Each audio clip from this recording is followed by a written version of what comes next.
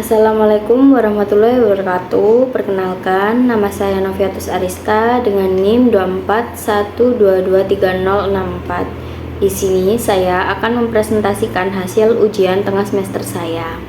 Yang pertama, ada 6 prinsip dasar komunikasi dan contohnya dalam dunia kerja. Nomor 1 ialah kejelasan atau clarity. Contohnya dalam dunia kerja, dalam rapat, seorang manajer menggunakan presentasi dengan poin terstruktur untuk menjelaskan target kartual perusahaan. Yang kedua, ada kesederhanaan atau simplicity. Contohnya, saat memberikan instruksi pada karyawan baru, supervisor menggunakan istilah sederhana dan menghindari jargon teknis yang tidak diperlukan. Yang ketiga, ada konsistensi. Contohnya, bagian HR mengirim kebijakan baru melalui email dan memastikan pesan tersebut sama dengan buku panduan perusahaan. Selanjutnya ada empati.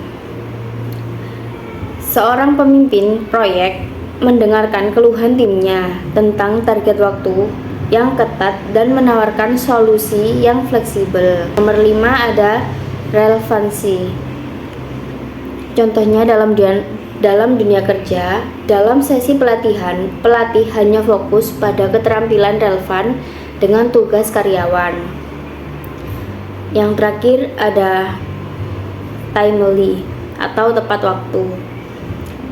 Tim menyelesaikan proyek yang diberikan pimpinan sebelum waktu yang ditargetkan. Selanjutnya ada perbedaan budaya yang mempengaruhi efektivitas komunikasi lintas budaya dalam lingkungan bisnis global. Di sini saya menggunakan 2 negara yaitu Jerman sama India. Yang pertama dari gaya komunikasi.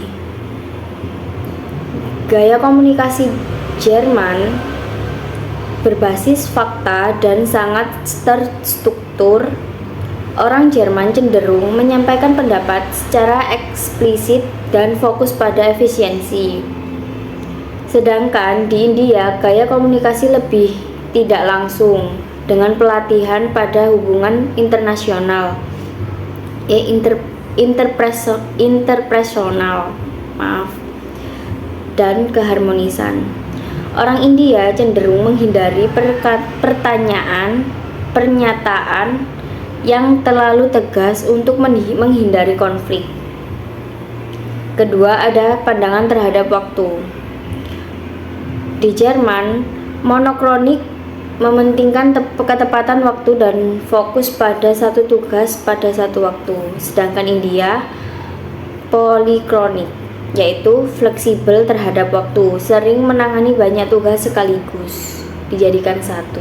Studi kasusnya ialah yang pertama, dalam sebuah proyek outsourcing, manajer Jerman meminta laporan harian yang detail dari tim India. Namun, tim India menyampaikan laporan dengan ringkas yang kurang terstruktur, mengutamakan menjaga hubungan baik dibandingkan mengikuti format ketat yang diminta. Hal ini menyebabkan frustasi di pihak Jerman karena laporan dianggap tidak memenuhi standar. Yang kedua ialah dalam pertemuan virtual, manajer Jerman merasa terganggu karena beberapa anggota tim India bergabung terlambat atau mengerjakan tugas lain selama rapat. Sebaliknya, tim India merasa bahwa manajer Jerman terlalu formal dan kaku pada waktu. Berikutnya adalah soal nomor 2, yaitu perbandingan komunikasi verbal dan nonverbal dalam konteks profesional. Komunikasi verbal melibatkan kata baik secara lisan atau tulisan, lebih terstruktur, efektif untuk menyampaikan informasi secara detail, kompleks atau teknis. Sedangkan komunikasi nonverbal biasanya komunikasi yang melibatkan bahasa tubuh, ekspresi wajah, intonasi suara, gerakan tangan, atau jarak fisik. sering kali mendukung atau menekankan pesan verbal. Komunikasi nonverbal juga sulit dikontrol secara sadar dan sering dianggap lebih jujur.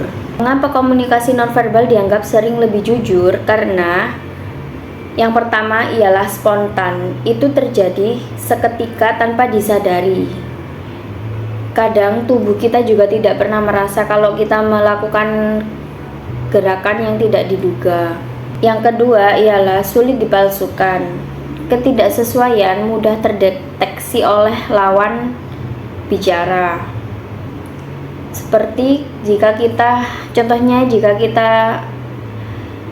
memiliki perasaan yang tidak senang pada seseorang tersebut, tapi raut wajah kita itu cenderung tersenyum tapi terpaksa, itu mencerminkan suasana hati kita. Yang ketiga ada konsisten, mengungkap rasa lebih jelas dibandingkan kata-kata. Studi kasusnya ialah seorang atasan memberikan pujian kepada karyawan dengan kata-kata, "Wah, kerja kamu bagus sekali." Tapi dengan raut wajah yang tidak tersenyum dan tanpa kontak mata. Hasilnya karyawan merasa tidak dihargai. Kesimpulannya ialah keselarasan verbal dan nonverbal penting untuk menghindari kebingungan, membangun kepercayaan, dan meningkatkan efektivitas komunikasi. Sekarang ialah soal nomor 3. Kesalahan persepsi budaya dan solusi strategi komunikasi lintas budaya. Kesalahan persepsi budaya yang pertama, ada perbedaan nilai inisiatif. Individualistik Amerika Serikat, inisiatif pribadi dihargai. Individu diharapkan mengambil keputusan sendiri. Sedangkan kolektivistik atau Indonesia, keputusan diambil secara bersama atau berkelompok. Yang kedua ialah dari gaya komunikasi. Amerika Serikat, komunikasinya secara langsung, to the point, dan tanpa basa-basi. Sedangkan di Indonesia, komunikasi tidak langsung untuk menjaga harmoni dan menghindari konflik. Ketiga, ada hubungan hierarki. Di Amerika Serikat, hubungan egaliter, pemimpin dianggap sejajar dengan tim. Sedangkan di Indonesia, pemimpin dihormati, tim cenderung menunggu instruksi jelas. Berikutnya ada dampak kesalahan persepsi. Yang pertama ialah kurangnya inisiatif tim. Tim merasa tidak nyaman bertindak tanpa instruksi, dianggap kurang inisiatif oleh manajer. Kedua, ada komunikasi tidak efektif. Pesan dari manajer tidak sepenuhnya dipahami oleh tim. Ketiga, ketergantungan hubungan. Ketidakseimbangan ekspresi menciptakan ketegangan dalam tim. Jadi, tim tidak melakukan tugasnya dengan baik atau kurang maksimal. Solusi strategi komunikasi lintas budaya. Peningkatan kesederhanaan budaya, seperti pelatihan lintas budaya untuk manajer dan tim agar memahami nilai dan ekspektasi masing-masing. Pendekatan kepemimpinan yang adaptif, adakan rapat untuk mencapai konsensus sebelum tugas dimulai, memberikan panduan tugas agar tim lebih memiliki arahan yang konteks. Berikutnya adalah soal nomor 4. Di sini saya membayangkan menjadi seorang wedding organizer yang memimpin rapat dari berbagai departemen seperti dekorasi, tenda, pemilik gedung, sound system, atau makeup artist. Yang pertama adalah tujuan rapat. Menyepakati konsep dan tema acara pernikahan sesuai keinginan klien. Mengkoordinasi tugas dan tanggung jawab setiap vendor, menentukan timeline acara secara rinci. Agenda ringkasan acara yang pertama pembukaan, yaitu perkenalan dan tujuan rapat. Yang kedua, penerapan konsep. Klien menyampaikan visi tema mereka seperti tema, dekorasi, warna, dan lain-lain. Kedua adalah update vendor. Vendor seperti dekorator, catering, fotografi menyampaikan progresnya masing-masing. 4 adalah diskusi, penyelarasan jadwal acara. 5 ada kesepakatan tugas, menentukan tanggung jawab dan jadwal final. 6 ialah penutup, rangkuman keputusan dan tindak lanjut. Berikutnya ialah teknik menjaga partisipasi merata. Di sini ada 4 metode, yaitu aturan bicara, moderator aktif, penggunaan visual, dan tanya jawab. Aturan bicara. Kita memberikan waktu bicara kepada klien terlebih dahulu guna memastikan kebutuhan utama mereka terwakili. Yang kedua ialah moderator aktif. Fasilitator dari tim WO memastikan semua pihak mendapat ruang untuk berpendapat agar semua merasa didengarkan. Ketiga ialah penggunaan visual. Menggunakan presentasi digital untuk membantu klien atau vendor memahami tema untuk pernikahan. Yang terakhir ialah tanya jawab. Kita menyediakan sesi tanya jawab setelah tiap vendor berbicara untuk memastikan tidak ada hal yang terlewat. Antisipasi terhadap konflik yang mungkin muncul. Perbedaan pendapat antara vendor dan klien terkait desain atau konsep dan ketidakcocokan antar vendor pasti ada. Berikut ialah strategi penanganan yang mungkin tepat untuk konflik tersebut. Yang pertama ada negosiasi. Negosiasi, kita carikan jalan tengah yang memuaskan semua pihak. Misalnya diskusi pada detail kecil. Yang kedua ialah prioritas klien. Kita mengingatkan kepada semua vendor bahwa kebutuhan klien adalah fokus utama kita.